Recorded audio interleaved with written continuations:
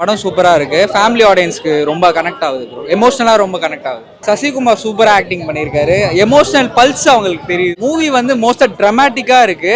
Refugees பத்தி நல்லா explain பண்ணியிருப்பாங்க. அவங்களையும் நம்ம ஈக்குவலா ட்ரீட் பண்ணணும் அப்படின்னு சொல்லி நல்லா எமோஷனல் ரொம்ப கனெக்ட் ஆகுது. எல்லாருமே நல்லா பண்ணியிருக்காங்க. எல்லார் கேரக்டர்ஸுமே நல்லா இருக்கு. சந்தோஷமாகவும் இருக்கு. ஃபீலிங்ஸும் நல்லா டச் பண்ணுறாங்க. அம்மா ஃபீலிங், அப்பா ஃபீலிங், பையன் எப்படி ஃபீல் எல்லாமே இருக்கு. இது வந்து நாடோடி கதை மாதிரி தான். பஸ்ஸில் போவாங்க தெரியுமா, கான்செப்ட் ஹெல்ப் பண்ணுற மாதிரி அதே கான்செப்ட் தான். பட் ஆனால் இது வந்து ஒரு கண்ட்ரிலேருந்து இன்னொரு கண்ட்ரி வராங்க. ஸோ அதாவது வந்து சசிகுமாரோட ஒய்ஃப் இருக்காங்களா, அவங்க வந்து அவங்களோட தம்பி வந்து இந்தியாவில் இருக்காங்க. ஸோ இந்தியாவில் இருக்கவங்கள நம்பி வராங்க பேஸ் பண்ணி. 2 சீன் மெயினாக இருக்குது. ஒன்று வந்து அவன் லவ் பண்ணிட்டு அந்த பொண்ணு கல்யாணம் பண்ணிடும். அதுக்கப்புறம் அந்த பொண்ணு சொல்லும், நான் வந்து கல்யாணம் பண்ணால் இந்த பாட்டு உன்னோட தான் சேர்ந்து ஆடுவேன்னு சொல்லி ஒரு பாட்டு ஒரு சீன் இருக்குது. அது எல்லாரோட லைஃப்லேயும் இருக்கும். ஏன்னா இந்த பொண்ணு நமக்கு தான் நம்பி இருக்குன்ற சொல்லி நம்ம விட்டுருப்போம். ஆனால் அந்த பொண்ணு வேற ஒருத்தரோட அப்படியே வைப்போட ஆடும். அந்த ஒன்று. செகண்ட் வந்து டேரக்டர் வந்து ஒரு ரோல் பண்ணியிருப்பார் கடைசியாக. அவங்க அம்மா சொன்னாங்கன்னு சொல்லிட்டு அது வந்து பக்கத்துல பேசணும். அது ஒரு ரோல். ரெண்டுமே சூப்பராக இருந்துச்சு. படம் ரொம்ப அருமையாக இருக்குது ப்ரோ. ஆக்சுவலாக ஃபேமிலி படம்ன்றதை தாண்டி இது வந்து ஒரு ஹியூமனிட்டியை பேசக்கூடிய ஒரு படமாக தான் நான் பார்க்குறேன். ஆடியன்ஸும் அப்படி தான் என்ஜாய் பண்ணுறாங்க.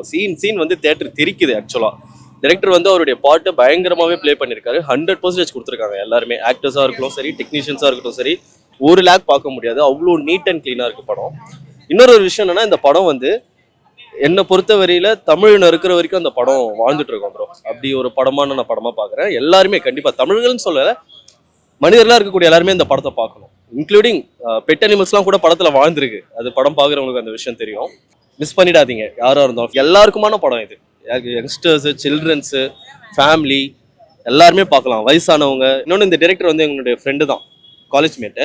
நான் நார்மலாக தான் இருந்தோம். சரி காமெடியாக எடுத்திருப்பான், அவனும் அந்த பர்சனும் அந்த மாதிரி தான் இருப்பான். ரொம்ப ஜாலியாக தான் எடுத்திருப்பான். படம் அதை தாண்டி இருக்குது. நீங்கள் அவன் பார்க்கும்போது இப்போ எப்படி இருக்கான், ஆக்சுவலாக அவன் தாட் ப்ராசஸ்லாம் இவ்வளோ சூப்பராக பண்ணியிருக்கானே, ரைட்டிங்ஸ்லாம் அவ்வளோ கிரேட்டாக இருக்குது.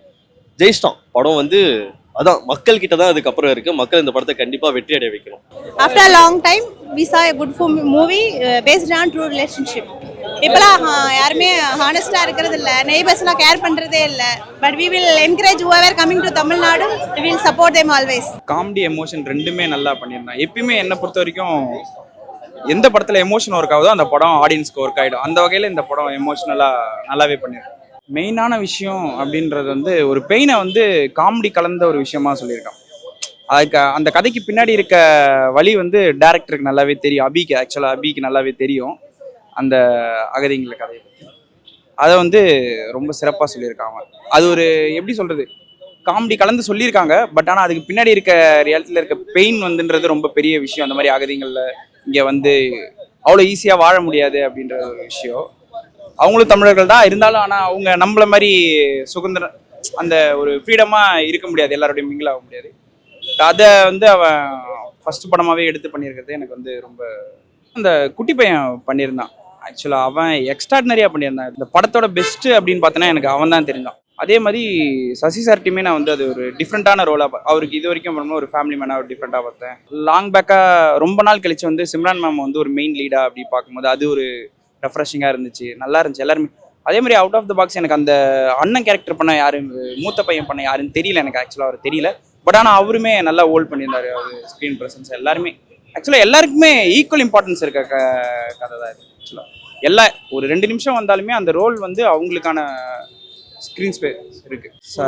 நல்ல ஒரு ஃபீல் குட் படம். 2025ல இப்போ வந்து இந்த டெரரிஸ்ட் அட்டாக்கு, பலஸ்டைன் அட்டாக்குன்னு அவ்வளோ விஷயங்கள் நடந்துட்டு இருக்க டைம்ல ஒரு முக்கியமான படம் இந்த படம். இந்த காலகட்டத்தில் இப்போ நடந்திருக்க பிரச்சனைக்கு கண்டிப்பாக இது ஒரு நல்ல படம்.